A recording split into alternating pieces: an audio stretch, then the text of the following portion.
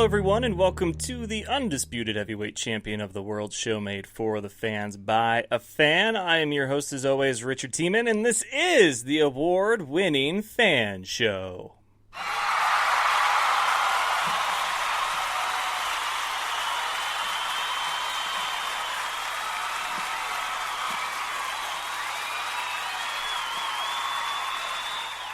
Thank you. You are too kind, and yes, I know that I am currently missing a co-host of sorts, but let me just share with you, for those of you watching on Facebook Live, this is one of the perks of tuning in on Facebook Live, is you get to see things like this, because I can't describe this to you, those of you listening either on Spreaker.com right now, or will listen to this later in podcast form, the amount of cute that is taking place behind me right now. So those of you, that is what is currently laying behind me.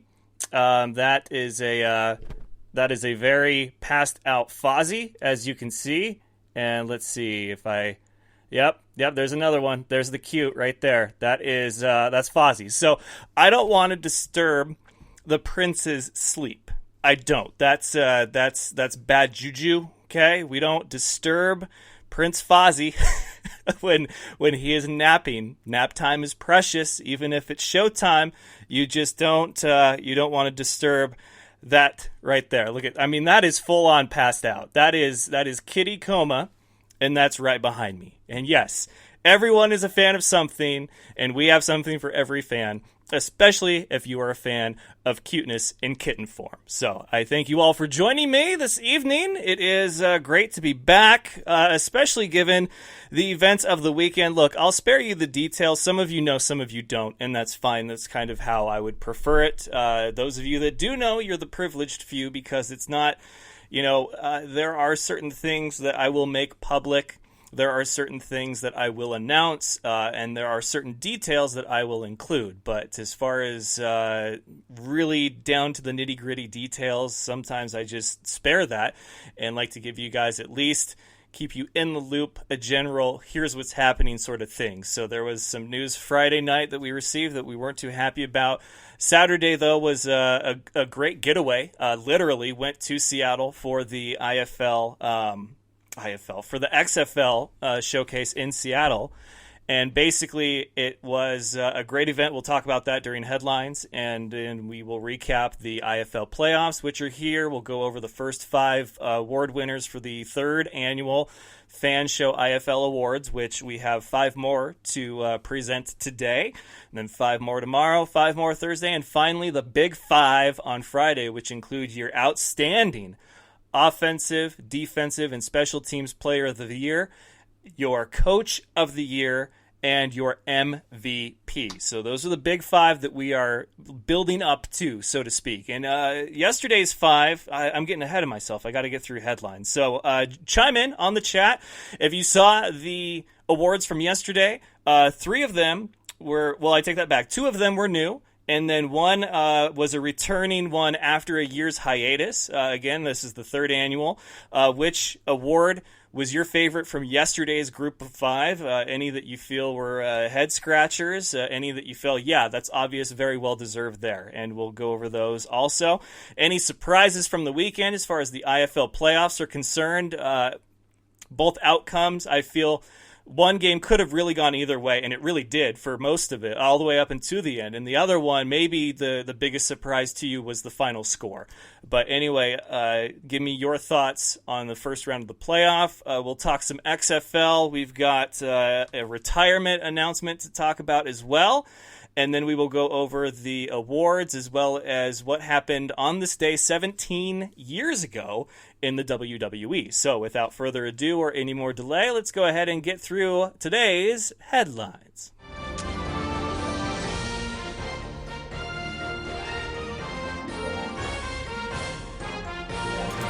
And headlines, of course, are brought to you by Dynamite Enterprises. They want to customize your world, folks, and I am wearing one of the proud products of that business, this Fan Show t-shirt, as you see here, proud red and gold colors that I like to display in any way, shape, or form. They can make you great t-shirts like that Hell, they could even make you a hat like this. They did not make this one, but they could. I've seen them produce hats with the puff prints like this one. It looks great. They can also do stickers for you if you guys want stickers made for your promotion, maybe some marketing material or other, or just to have stickers because you love stickers. They can do that. They can probably do a lot of custom things. They can do custom business cards. If you need business cards for your business needs in card form, they can do that. So reach out to Ethan at dynamiteenterprises.com. That's his email. You can reach out to him directly and just ask him if you'd like to skip the middleman. Don't bother looking at the site to see what they offer, because maybe there's something you want that they don't offer yet. That's the key word, is yet, because he's always going above and beyond, wanting to try new things. I mean, they just came out with championship belts of their own this year, which I will always go to undisputed belts until further notice, because they're my guys. They've been with me since day one, but Ethan can do them too, and that's a big thing. So make sure that you visit dynamiteenterprises.com, and if you have something that you're curious about as far as, what can you do to help me with this, then just hit up Ethan at dynamiteenterprises.com. And we're going to go ahead and I'm going to jump on the live here through mobile. And let's see. What's up, Casey? I see Luke is here. Good to see Luke back. Don, great to see you as well. I believe I saw Adam had tuned in also. So great. We've got the usual suspects here. I see Jason on there as well. Great to have you guys. And first and foremost, congratulations, Casey. Casey was the recipient of our first ever, so a new category, one of 25 that we're doing this year, the most we've ever done in Fan Show history. He was our best PA. And look, as a guy who does PA here at home for the Wolfpack, there's a few things that I look for. And Casey, I had actually the privilege of meeting him and getting to actually be there in the presence of what he does. And I got to tell you, folks, Quad City, you guys are lucky to have him. He's got a great voice for it. He really feels the crowd. I'm a sucker for any callback or, paying homage to WWE or WWF.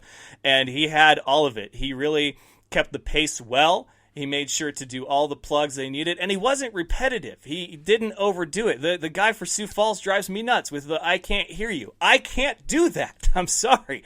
You got to keep it a little bit, a little fresh. You got to mix and match a bit. But again, Steamwheelers, you're lucky to have him. So congratulations to Casey for the first ever Fan Show PA Announcer of the Year, or I guess Public Announcer PA of the season. So congratulations to him. That was one of the new categories, one of the 5 we did yesterday.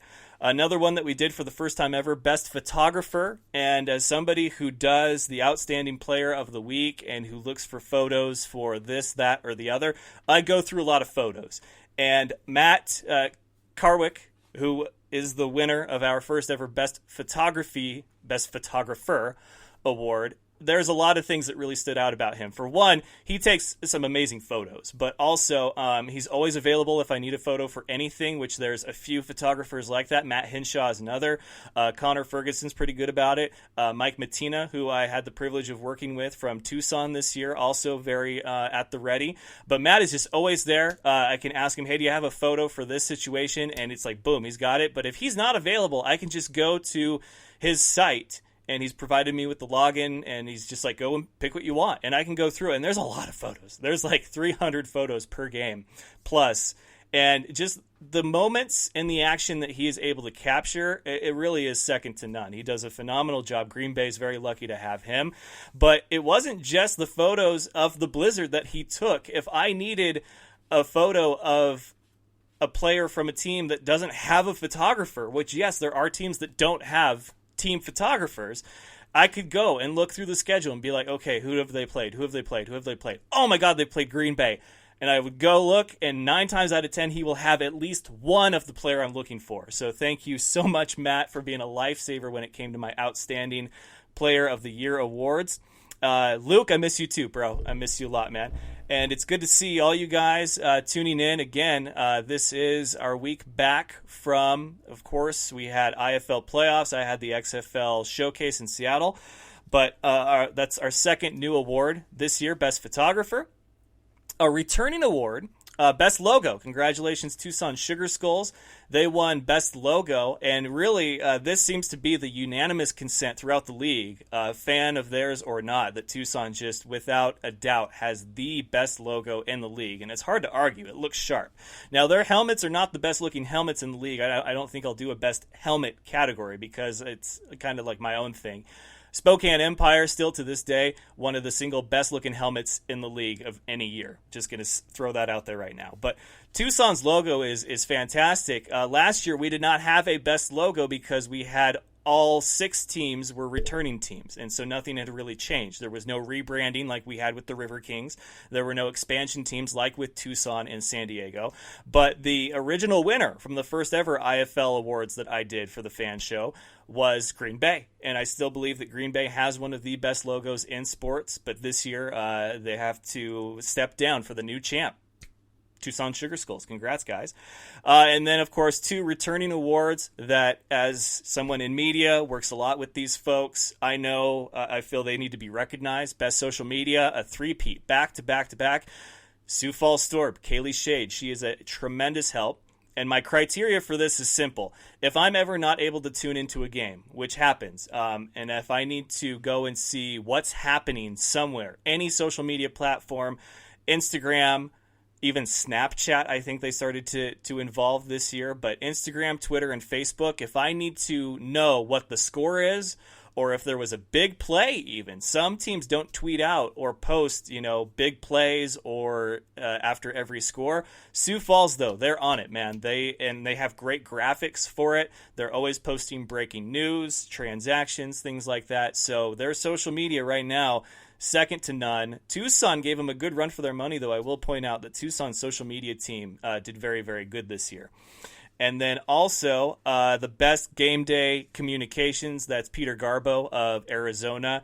Anytime that there is breaking news or a preview of a game or the recap of a game, he's on it. He's the first email communication I receive in my inbox concerning the Arizona Rattlers. And so they are very much up to speed. He is one of the best in the business. When I go to Rattlers games, I always make sure that he is in the know, and he always makes sure I have everything that I need. He takes care of me. He's got everything I need, and his communication is just, he's on top of it. So, again, congratulations to our first 5 award winners for the 3rd annual Fan Show IFL Awards.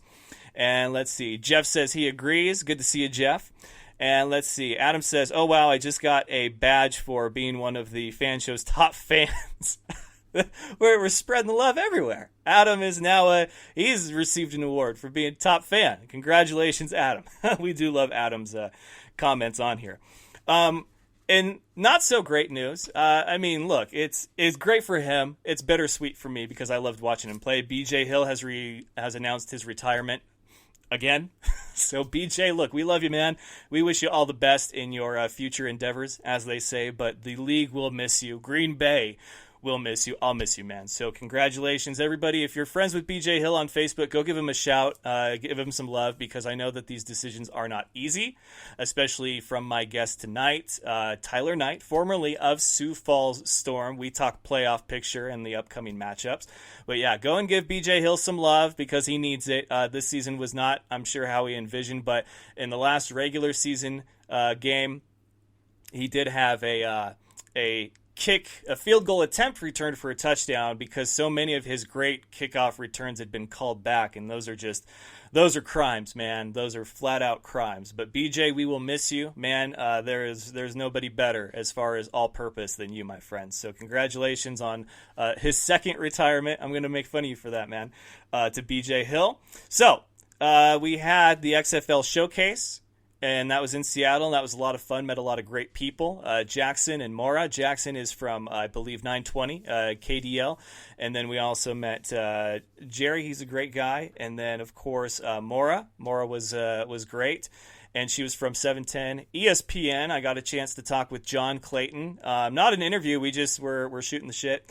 And it was funny because I asked him, John Clayton's that one guy that's been around for so long. He's probably seen every spring league or developmental league start, rise, and fall from NFL Europe to the first XFL to the AAF to now this XFL, and we're hoping that things are different. But to see him there, knowing that, he's seen this before, both figuratively and literally, with the first XFL and, of course, now another spring league coming up, I flat out asked him, I was just like, what makes you hopeful about this one? And he said, well, it's football. He's like, people love football in any way, shape, or form they can get it. They love football, and they really do. And he said that he feels this year, this time around, I guess the XFL is being done right, and I definitely got that vibe from it. And thank you, Josh, for being my assistant for the day. We both came away from that event thinking, this could work. And, of course, I was hyped up for the AAF. I'll be the first to admit I thought that was going to work. But there's something different about what the XFL is doing, because a lot of people wanted it to come back because they loved what the XFL was. And let me tell you, from witnessing this event, this is not your daddy's XFL. Plain and simple. If you were expecting the black and red with Vince McMahon coming out there and wrestling themes all over the place, I mean, it sucks if you were expecting that. That will probably not be what this is. In fact, Vince McMahon, I talked to several of the staff from the XFL. He's had very little involvement since the big announcement initially, so that's good. He's left it all in the perfectly capable hands of Commissioner Oliver Luck, who I had a chance to speak with him, which if you guys go to the Facebook page or Instagram or the Twitter or our YouTube channel, you will see my interview with Oliver Luck, as well as head coach Jim Zorn, former Seattle great, and he's very excited, very charismatic coach. I like him. I like Jim Zorn. I really do. He's a great guy. And then Brandon Clark from the IFL was there. We were ships passing in the night. Didn't even know he was there, but he performed. He said he loved it. It was one of the best combine-like experiences that he had. I, too, participated in the combine. Well, some of the events anyway, not the whole thing. And that video was posted last night after the first batch of Fan Show IFL Awards. So go and check that out. Watch me embarrass myself in a suit and socks. I was in a suit, Jacob Stetz. I was in a suit.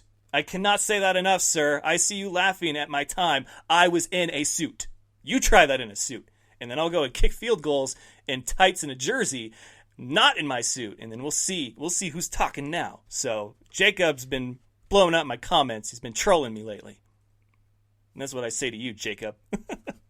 Kickers need love too, folks. All right, IFL playoffs. Let's talk about it.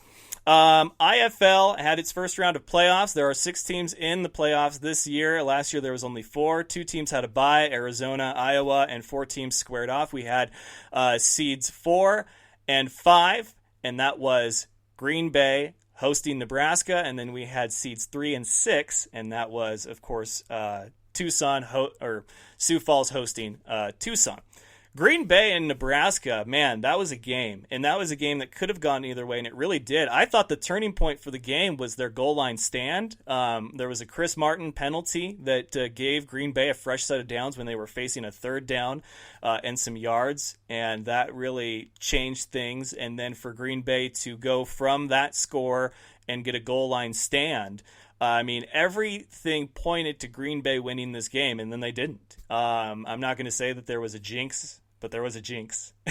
And look, it is what it is. It's sad for the city of Green Bay and those fans who are some of the best in the league, but that's football, man. Sometimes even if all signs point one way, it takes one moment for it to go the other, and that was the bobbled snap. And you got to be careful. It's not over till it's over, man. Till that clock hits 0. So congratulations to the Danger for advancing. They will now go to Arizona to take on the number 1 seed Rattlers, and that is Saturday the 29th. And then we had Sioux Falls. This score was closer than the other game. Your final from Green Bay, 45-40 in favor of the Danger. Your final from Sioux Falls was 47-50. In favor of the Storm, who advance, and they will take on the number 2 seed and reigning champion Iowa Barnstormers. And that is a rivalry that I'm really liking. It's a great rivalry for the league. I don't even know what their head-to-head record is, but it doesn't matter because in the last 2 years, these teams have gone punch for punch, and I am super excited for this game again because I really don't know how this one could go. Like, there's not a clear favorite in this matchup, if you asked me. And even with the Arizona-Nebraska game, there's not really, in my mind, a clear favorite because, teams can peak and hit their stride at the perfect moment. And maybe that's what's happening with Nebraska. They won. They had to win to get in. They had to beat Iowa. And then they had to go on the road and play Green Bay. They could be the road warriors of this year's playoff. So we'll see. But Sioux Falls over Tucson, closer than I'm sure a lot of Sioux Falls fans would have preferred, but a great game nonetheless. Congratulations to Tucson for not only having a successful inaugural season as far as wins and losses, but also making the playoffs in your first season as an expansion team, and we look forward to seeing you guys compete again next year. Let's go ahead and take a look at some of the comments here. Jeff says, if Vince stays away, it will be successful, which is the irony in that, because one of the things that got brought up while I was at the showcase was I mentioned the AAF and how I was so stoked about it. The marketing seemed right, the right faces in the right places as far as Hines Ward. You had Kurt Warner as an analyst. You had all these coaches, Spurrier for the Apollo, Singletary for the Express, and I was so hyped. And in January, when I went to CGS, and you guys, some of you have heard the story before, I mentioned all of it to Jose Jefferson. And his one question for me was, who's signing the checks? And then that ended up being the ultimate downfall, the unraveling of this otherwise great concept of league. And they don't have to worry about that with the XFL, because who's signing the paychecks? Vince McMahon. So it's almost like he's just going to be a guy in an accounting room signing checks, letting Oliver Luck run the thing. And I think he's a great option to just run it for him. So yeah, I will agree with Jeff there. The less Vince involvement, the better off the league will probably be. Hey, Kaylee, good to see you. And let's see. Also, Adam says, it's going to be better that McMahon doesn't make this the XFL like the old one. That one crashed and burned horribly. But if you watch that ESPN 30 for 30, there was a few just minor details that basically were just, chinks in the chain that caused it to break finally. And if they can avoid that, if they can afford to not overlook little things, if they can pay attention to every detail, then yes, it will be successful. So I agree with you on that, Adam. I don't think it really crashed and burned. They finished their season. The AAF did not. So I would have to say that if you were to compare the two, XFL version 1 and AAF version only, I guess we'll see. I don't know if they're ever going to come back. If this is going to be another XFL that years from now they're just like, we should bring that back. That was a great idea, minus that pesky payroll thing, and who's paying for this? So if you compared XFL version 1 and AAF version only, the XFL wins every time. It wins every single time because they had a whole season, they crowned a champion, and it was a pop culture. I'll say that. It was a staple for that generation because those of us that remember the XFL, we don't have to think hard to remember the XFL. It's like if you talk about, football from the 90s, people will be like, the XFL, and it might have been a beautiful disaster, but it was still fun as hell to watch. And they had a full season, start to finish, champion crowned, all that good stuff. Let's see. Hey, Tyler Knight is watching. Don Frost said, a well-rested Rattler team will be ready Saturday night for the Danger. Good. I'm glad they're going to be well-rested and ready. That should be a good game as well. And then let's see. Adam says it's true the AF hit an iceberg. I wish there was a team called the Titanics. That would have been so fitting, but oh well. So that pretty much recaps everything that happened over the weekend. So we will have our preview episode Thursday. Tomorrow night we'll have another BattleBots special. On this day, 17 years ago, John Cena made his WWE debut when he came out to the ring interrupting Kurt Angle as his ruthless aggression gimmick was born, which would later become the Doctor of Thugonomics, which would become Hustle, Loyalty, Respect, and a whole bunch of other things. But John Cena, wow, what a career he's had. He continues to, I don't know, it's like The Undertaker. Are they really ever gone? No, not really. They're gone when they're dead. I know, that was dark. that escalated quickly. But John Cena debuted 17 years ago. He is one of the greatest of all time. And I think it should go without saying that when he is finally done, it'll be a tough set of shoes to fill. It really will. And let's see. Also, there is the Bass Battles Tournament Championship this weekend. The semifinals Saturday, the finals, the championship on Sunday, and that is down at Columbia River in Oregon, just about an hour outside of Portland. So good luck to those guys. I'm sure we'll talk to Bobby Brown more later on and probably get a recap from him next week. But yeah, we've got IFL Conference Championships this Saturday. So again, I ask you if there was anything surprising from the weekend as far as either of these two matchups, anything that you're maybe looking forward to, especially coming up, because it was a great weekend of IFL football. And we have 5 more awards to give tonight, including one that I'm sure will ruffle a few feathers out there. But hey, they're my awards. Like, the IFL has their own awards. I do these just because. It really is just because. And just because I like to do things like that, I like to award people that I work with, like Matt Carwick, who is a phenomenal photographer.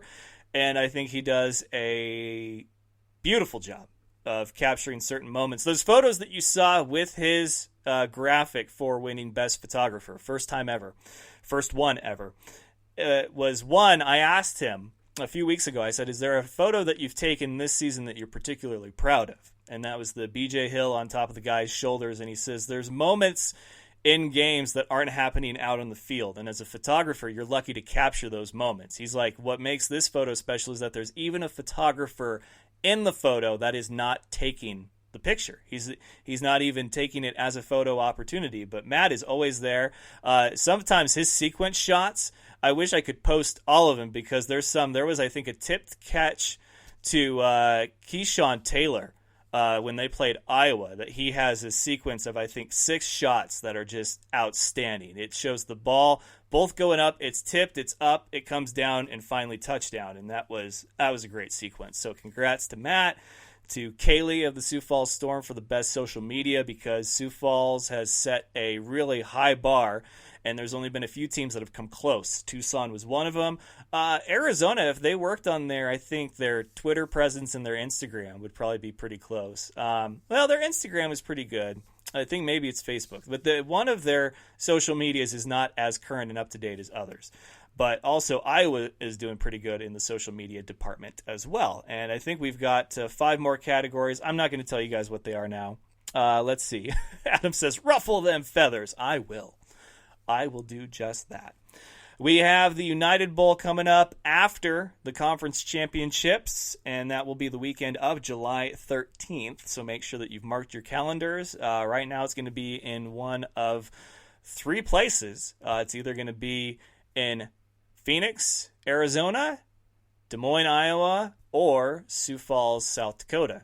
It will not be in Nebraska, because if they win, there's no chance they're going to host. They got to go somewhere. So you're down to 3 possible locations if you're trying to make your travel arrangements. I know the struggle. The struggle is very real. I was trying to think if there was anything else today that I wanted to mention or bring up. Trying to think. No, I think that about sums it up, really. But again, thank you to the XFL for having me, the Fan Show, and of course my assistant for the day, Josh. He was a kid in a candy store. He loved it. They were very much accommodating for their media presence there. It was great to hang out with guys like John Clayton from ESPN and to mix and match with some of the Seattle local media outlets, such as 920, KDJ. There was even some rugby representation there, and that was good too. And then King 5 was there. So, yeah, it was great to talk to those folks. It was great to get away. Again, Friday night was tough. The whole weekend has really been tough, and I thank you guys for reaching out to me. And it's been, a very positive response to a difficult time in our life as far as the team and family goes. The irony in that term. But anyway, we've got most adorable fur babies right now. One of them is passed out asleep behind me, and I know that you guys want him, you need him, you demand Fozzie, but he will probably be back Thursday when he's not catching his beauty rest. So I thank you guys for catching this first part of the show. And Jerry, rugby represent Seattle Seawolves, man. I got to get some of their merch. Oh, and don't forget, we have CFL Canadian Football League action happening. Brady Oliveira and the Winnipeg Blue Bombers are off to a 1-0 start, and they will play again this weekend. So, watch the Fan Show's Facebook page for all the upcoming content, including the next 5 Fan Show IFL awards from our 3rd annual Fan Show Awards. And with that, let's go ahead and hear my conversation with veteran linebacker and future Hall of Famer Tyler Knight. Enjoy!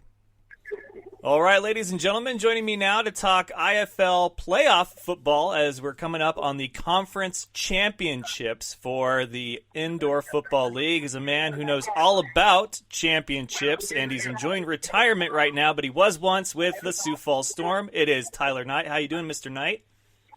Doing good, Rick. Thanks for having me on. Excited to talk football. It's always great to be around football and to talk football.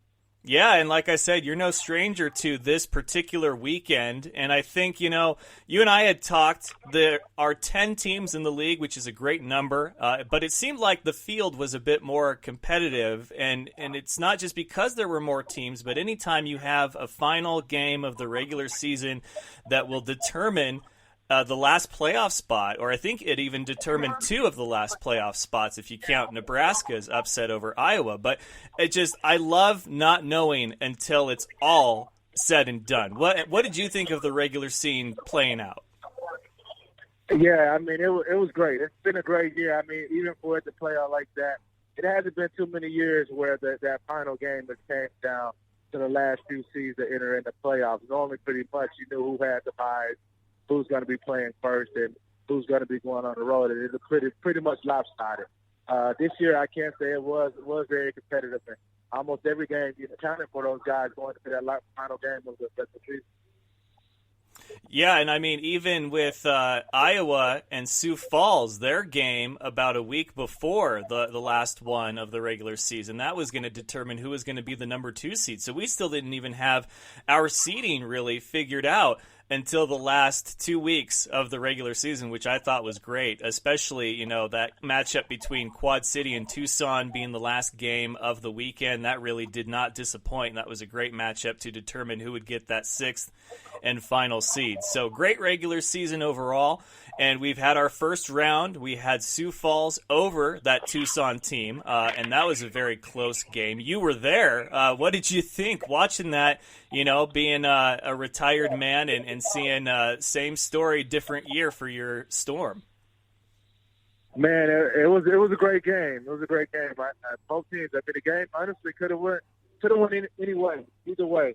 What I notice a lot of times in these big games, in these pitiful games, you have people that step up. You have guys that step up and lead it, and you have guys that make those mental mistakes. And a lot of times those mental mistakes from guys is not being in those big games or not being able to keep their composure in that type of environment. I think that's the difference in what's going to make the difference in that game this past weekend and games for the playoffs is going to be who can limit the penalties and limit the turnovers, because it's going to go down to the wire. And those 2 critical things are the most important things coming into these championship games. Yeah, it's interesting you say mental mistakes, because we see a lot of those at this level, guys that are trying to develop their football IQ and just their muscle memory and general awareness of the game and its pace, because this is a much faster paced game of football. But, I'm watching that Green Bay Nebraska game, and every game has its turning point, right? And I thought the turning point was when Green Bay had that amazing goal line stand against Nebraska, and now they've got the ball, the clock is ticking away, and then there was, if you call it that, a jinx over the commentary, but Green Bay fumbled the snap, and then that ended up sealing the game for Nebraska, who ended up getting the points they needed. Was there a single moment or a series of moments in the Sioux Falls game that you feel was the turning point for either team? It was a critical moment where there was a penalty, and that could have been a turning point for them. A lot of the times, it wasn't too much that really stood out to me in that game. The game, it was well played by both teams. I didn't really see a thing that really, besides the extra points and things of that nature that was missed, that really was a thing that could have been a turning point in the game as far as them going for for two or going for one. I think those things were critical. But other than that, I mean, it was a pretty clean game for the most part. Now, you being a retired vet and running your own football camp, which is where you're at right now, actually, in between sessions, is there anything that you notice about young players in the IFL that really stands out to you? That's something that I don't know if you'd call it so much as a pet peeve or anything, but you mentioned mental mistakes, but is there anything else that really seems to be kind of a hurdle that these guys need to get over, whether it's, mentally, as far as not making those mistakes, whether it's missing assignments or coverages or dropping easy passes, or even just making sure that you don't get heated up, after the play and have a scuffle with the other team? Yeah, I think the most critical thing that I notice when I'm watching is the guys who's leading the teams. You can tell who's going to be that guy that's leading the team, but then you always notice who's going to get that penalty, who can get hot-headed.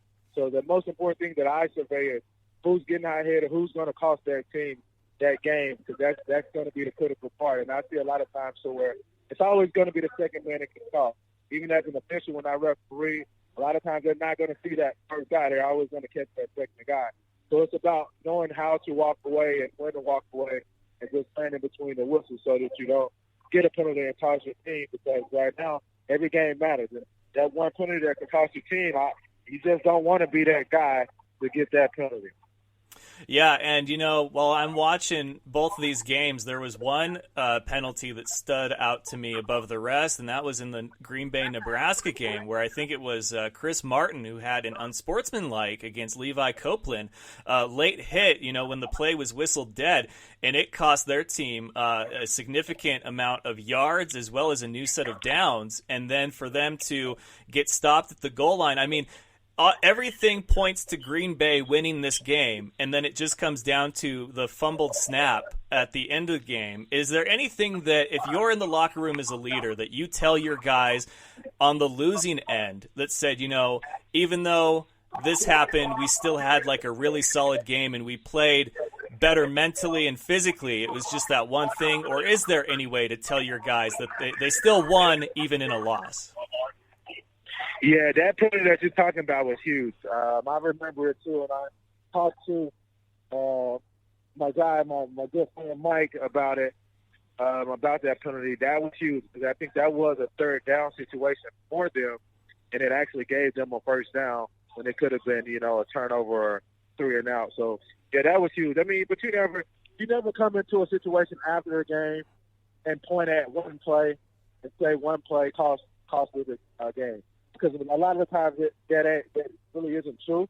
A play can pretty much change a situation, but it isn't guaranteed to change that one play to change the whole game. Several plays in the game could make up the difference in the play, but one play doesn't make it. So when we lost the game, we made sure not to get our head down and just continue to build each other up. And know that one play doesn't cause the game. But right now, I mean, in this environment and being playoffs, there is no tomorrow, so that play could be big. And so after, if you make that mistake in this time, it could be detrimental to either going on to the next game or turn the shoulder pads in and get ready for the next year and go to your next meet. Yeah, it was tough to watch because, as a spectator, you're like, wow, everything says that Green Bay should win this, and then of course, it was one or maybe a series of plays that, were a ripple effect that came to haunt them later. But you like to see the team with the cooler head prevail. I think as a coach, as a fan, that makes the game more enjoyable for everybody, but that's not always the case. And, now we're going to have 2 really great matchups this weekend. We'll have Nebraska going into Phoenix to take on the Arizona Rattlers, and now we have Sioux Falls going into Iowa to take on the defending champ Barnstormers in what I think is becoming one of the best rivalries in the league. What are your thoughts about these 2 matchups? Man, these are going to be 2 great matchups. I mean, there's a lot of guys out there that I've been watching over the season that I respect and I see play game in and game out. I mean, if you look at Nebraska's quarterback, he's good. Yeah, he drives that team, and they rely on him a lot. He runs a lot. They just depend on him a lot. Their running back length is good. I mean, they just have a good offensive core. But you look at Arizona. Arizona has a great defense, and they're going to be ready too. And when you think about the things that Drew can do, how he leads the offense and the weapons that he has, and they're going to always play a stout defense. It's going to be a great matchup. Sioux Falls, Iowa. I mean, as I said, I stated it, I mentioned it on Twitter and everything else. It's going to be a game. You could throw all the records out the window, all of the past games out the window, all of the accomplishments go out the window. It's going to be, it's both teams are basically 1-0, and now this is for everything. You figure Sioux Falls is going to go in, with the chip on their shoulder. You're going against the defending champs, and you lost to them last year, and then you lost to them this year. So it's going to be real chippy. This game is going to definitely come down to who can keep their composure, the team that makes the least amount of mistakes, and that's going to be who comes out on top this weekend, and that's what it's going to come down to. Yeah, and it's interesting you mentioned the matchup as far as Arizona's defense against Nebraska's offense, because that will be, in my mind, the best matchup of the game. And, of course, the matchup that will dictate probably the winner of the game will be, in turn, Arizona's offense against Nebraska's defense. In your mind, as a former defensive player and all-star, is there a better front three in this league than what Arizona has with Diavanzo and the rest? Sioux Falls has a good front three. A lot of times they just have to be on the same page. Goins is doing great things. He's made a lot of big plays for the Storm this past weekend, and so I think they have a good front three. Nebraska's front three is good. I like Martin. Martin is a dynamic kid. He can change the game. And then Arizona, they get after you. They know how to get pressure on you. And a lot of times they're coming. They're blitzing. Coach Guy has a lot of faith in his DBs that they're going to be able to play man, and they're going to come after you and bring pressure to try to force you into a turnover situation. So, I think all of the defenses going into this weekend are pretty solid defense. So what's your matchup to watch from either game that you feel is going to be where the game is won or lost? I think it's going to come down to quarterback play for those teams. How well that quarterback can lead and how well the defense, the best defense, gets to stop. So I think the quarterbacks are going to drive these games. You have some prolific quarterbacks. You have, Lorenzo for the Storm. I mean, he's been doing this forever. And he's a veteran, so he's savvy. He knows what to expect. This isn't a moment that's new to him. And then you have Drew. Drew's been in a situation last year, leading Iowa. And then you have Tommy at Nebraska. This will be a new situation for him. So I think, the key will be how he can come in and react. This is his first, season in indoor. And for the most part, he's played pretty well. A lot of times it's adjusting the coverages, as he has thrown a few interceptions here. But I think that's part of it. That's part of growing. That's part of the indoor game. And to come in and know how to manage those kind of things. So it will be a dynamic game. And then you look at what Powell, what Daquan is doing, what Neal is doing out there in Iowa. I mean, he's a great athlete. He's doing a lot of things for him. He just plays with a chip on his shoulder. I've seen him try to lower his shoulder on people during the game, and he just plays with that chip, and that's good. I mean, what Dixie's doing out there, with the guys.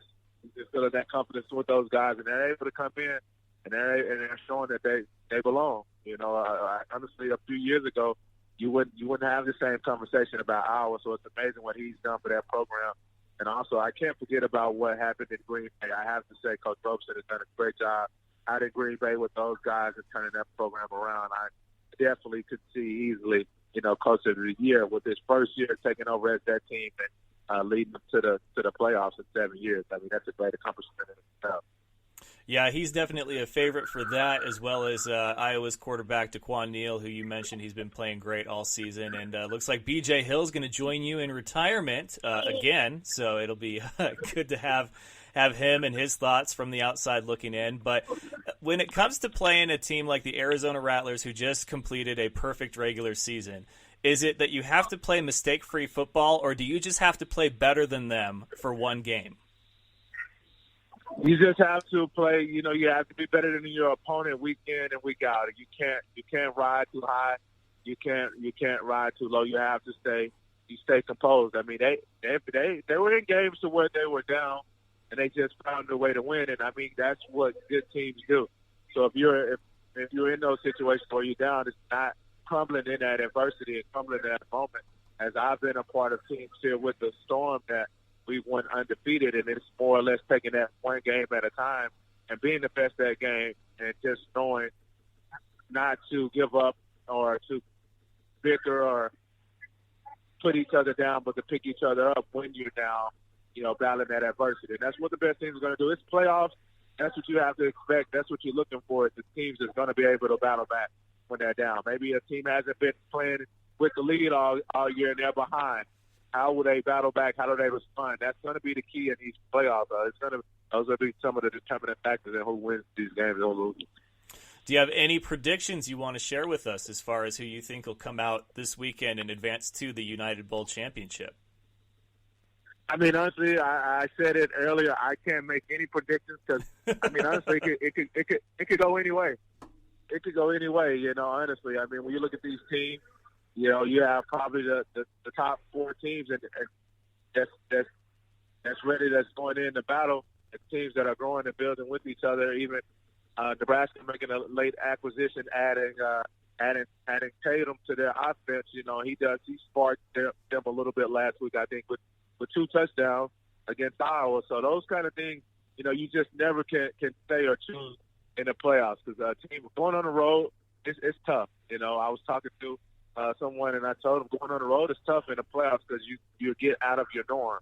To where if I'm playing a home game in the playoffs, which the Storm is accustomed to always being at home, now you're going on the road and you're playing on the road to where now you have to get up, you have to be out at the hotel at a certain time. You're at the arena all day. You're just sitting around. You're not doing anything. You're out of your schedule. You're out of your routine.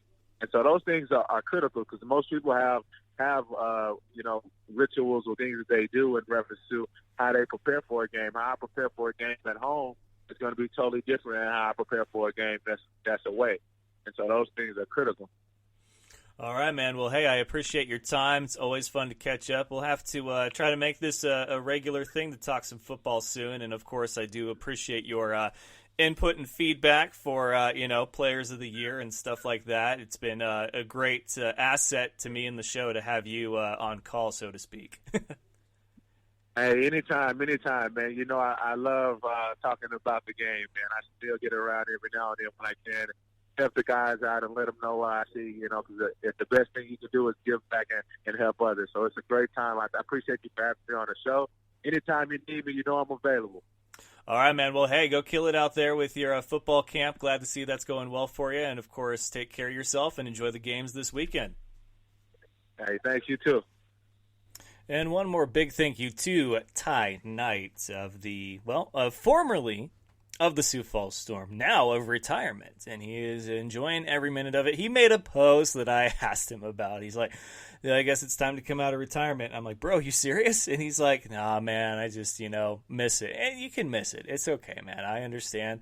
BJ's going to miss it. Well, he did miss it. He came back. But, you know, your body and your mind have to come to a decision. Be like, is this the right move? And I don't doubt that Knight still has it, man. I mean, Ty can bring it in a big way. He could probably still run circles around some of these rookies and, you know, first, second year, third year players. But he's doing what he loves now, and that's giving back to his community, to the future athletes of tomorrow as far as the game of football, and passing on what he has learned and what he holds so dear. So thank you for being a big man about that and for having a positive impact on our youth and our future, Mr. Tyler Knight. And I do want to thank you all for tuning in. That is going to do it for this Tuesday edition of the F.A.N Show. It was our recap special that we do here every week on Tuesday. And don't forget, you can follow us on Twitter at F.A.N Show Official. You can even follow me specifically on Twitter at RealRichardT and see all the content that we post on there, including links to our YouTube channel. If we do not have enough room for the video content to be uploaded there directly.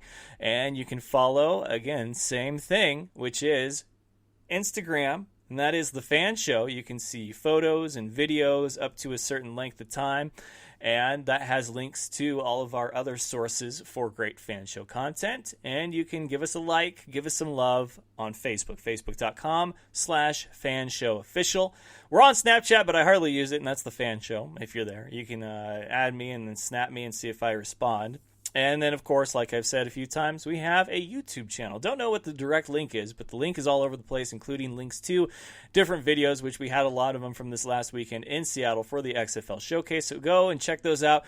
Retweet, share, regram, whatever it is that you do. Give the Fan Show some love. And don't forget to check out Undisputed Belts for all your championship belt-making needs. And visit DynamiteEnterprises.com, where they will customize your world. So until next time, ladies and gentlemen, remember, it's not official unless it's Fan Show official. Best of luck to you and yours. And remember, it's all fun and games until you butt fumble. Good night, folks.